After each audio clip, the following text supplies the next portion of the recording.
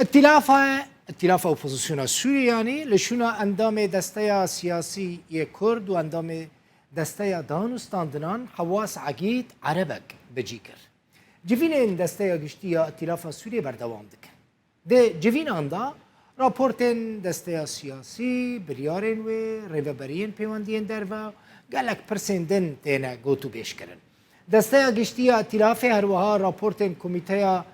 دسته دانستاندکار، کمیته دستوری، روشا میدانی، روشا سربازی، لهرمین ادلب رجلات سوریه آنینا روجاوه سروک ائتلاف نصر حریری د جوین دا گوت پیاده بن پیکرنان دکه و او به کمیته جزیره و فرات راجی کار دکن جبو کره لبر کریارین پیاده بگرن دبیشه.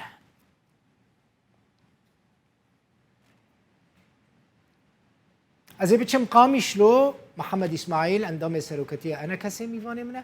گاک محمد بخیر هاتی خواستم دست که بزنم هل واسطه و که انا کسی چیه لشونا درباره گوهرتنا اندام دسته دانستاند کار که برای کردک بون ها کرد او نما عربک لجیوی هاتا بجی کرن سپاس اف بریار سروکی هماهنگی دکتر نصر حریری جمع خواستان دبو به علم دسته سروکاتی هماهنگی سوری به علم دسته سیاسی هر وصا جي نب علمي انجمن اجتماعي كرديجي ما حتى انها منامه کی بو جناب دکتر نصر الحريري ارستكريا ما تقدر نرازبونا خداي خويا كرن هر وصا ما جواتك اونلاين بسروكاتيا هماهنگيا سوري ائتلاف راكريا بجاليه دسته سروكاتيا انجمن اجتماعي كردي و لماوي ساعت و نيفا کی ما مثلا نرازبونا خدا خويا كرن ومطرسيه قول سر ملطي ما وقضيه ما وارمانج كرنا انجمن اجتماعي كردي بفابريار وها هر وسا ما الين بيونديدار اطراف دولي حميجي اقدار كرنا بمساله فرنسا وولايات قرتو امريكا وحمي دولتين بيونديدار امريكان تاكيد كرجمرا قوما ناماكي بهيز داي نصر الحريري بو دوی انجمن اجتماعی کردی رولک گران و رولک خرد هب دسته دانستاندن دا و پیش روزا سوریه دا حتی نه کریارین هن و افکارین چبوی نبینا ما خوب خدایی وکو امجی بشه که هماهنگی مدناف خدا مسائل هدانه حتی نه او بریار نه عربیا نه نابیا حتی نه وای اگر بریار بردوام کر و اف بریار ما يعني ارمانج كرنا انجمن اجتماعي كردي في شوازها هنجي و هلوستك انجمن اجتماعي كردي هلوستا وويكك محمد بان كرياري بحق ملاطي ما تكرن برز محمد اسماعيل هلوستا ووي شبه اف يعني بريارك شخصيه استفزازيه جاليه نصر حريري و يعني براستي اهمال كرنا انا كسي نجدي كرنا انا كسي دنوا اوبوزيسيون ده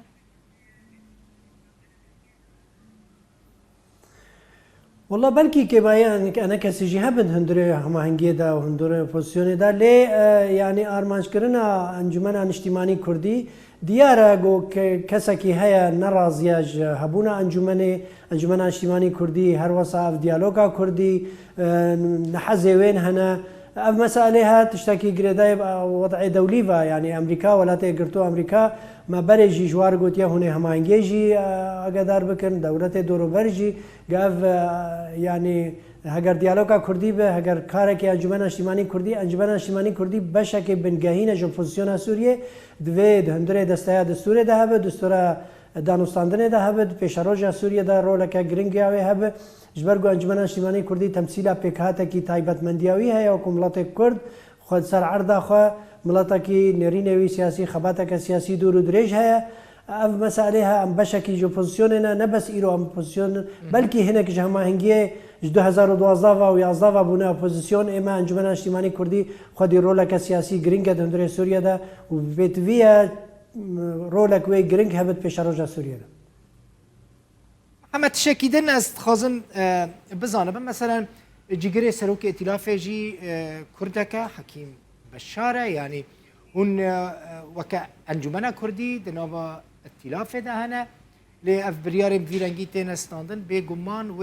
يعني الجوركم مش تفهم كر و رولك ويا نيجاتيف يا سلبي هبل سر بيوندين و و ائتلاف نابيجي يعني جي نابيني كو اف داخوياني نصر حريري كو بري نهاجي داخوياني في رنگي دابن جبر ديالوغات نافبرا و بيادي و ريفابريا خسر ده جبر كو ائتلاف بحر اواهيل دجا و جي نرازيه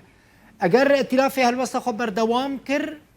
لسر بيواندين و ريفابريا خسر و بيادي و هالوسط واتشبه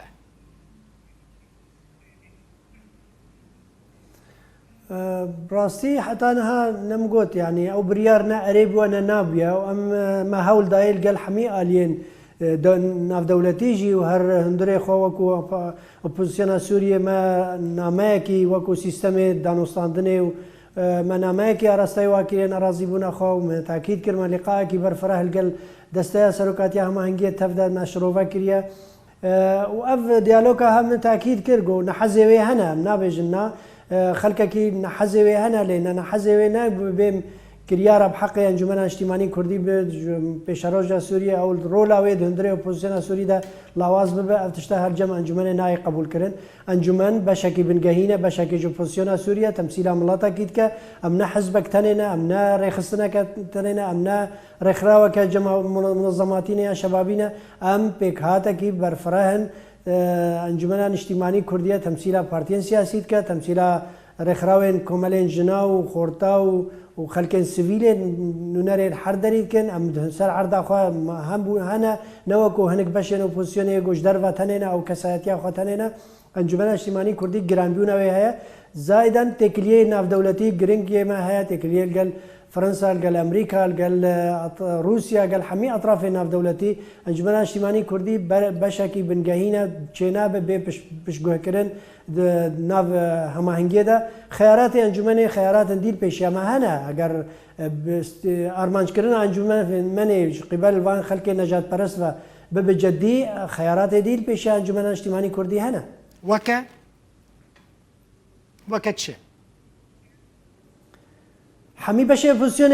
بشي اوبوزيسيون البرما فكرينا منصة قاهرة منصة موسكو يعني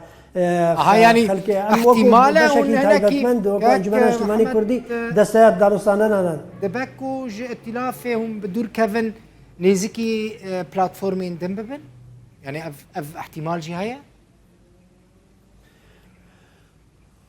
حتى انها الجمع نوارده يعني حتى انها ام ائتلاف دنان وما نقول يا مج ائتلاف در كيفن بس ام هول بدن شناب استهلاف ارمنج كرنا انجمن اجتماعي كردي بدا بحچ بيواني هاي باشا برسك دوري ائتلاف خازم بكم ديالوغا و بيادي و ريفابريا خسر يانجي بارتيين يكيتيان اجتماعي جيشتا كداري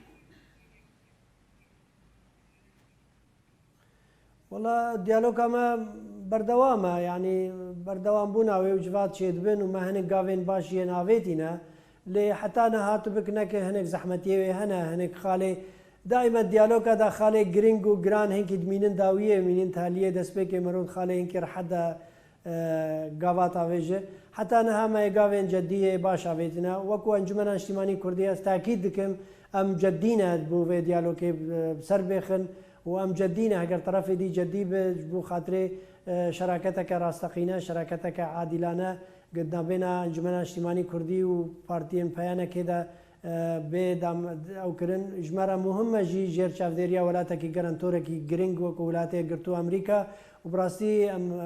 امريكان هولكي زور ددن جاب برد بروسيس بسركفه وامجي وقت اكيد دكم ام جدينا قام في بروسيس سرخن ما قافنا فيتنا دواري هون زانن نيرينا سياسي ده ما تواو كريا مسألة مرج ليفاجاري ما تقريبا نوتو بينجي تمام كريا مسألة إداري جي يعني مسألة ليفاجاري ده كاك محمد خاصم في بزانبم يعني هون جيشتنا انجامان لسر مسألة ريفابرنا روجافاي كرساني بشوي كهف باش يعني جي مسألة بيش مرجعين روجافات دفي واردة تقول لها فكرن يعني جي هفتي جيشتن تشيبونا او بشه سيا بشه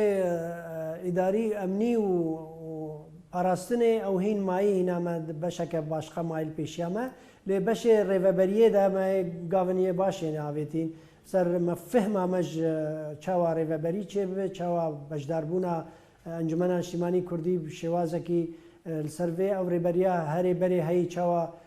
گوهرتنێن تێ چێ بن ریفۆرمن سلاحاتێ تێدا چێ بن و خورتبووناوی هێزکردناوی سەر va مەسەلا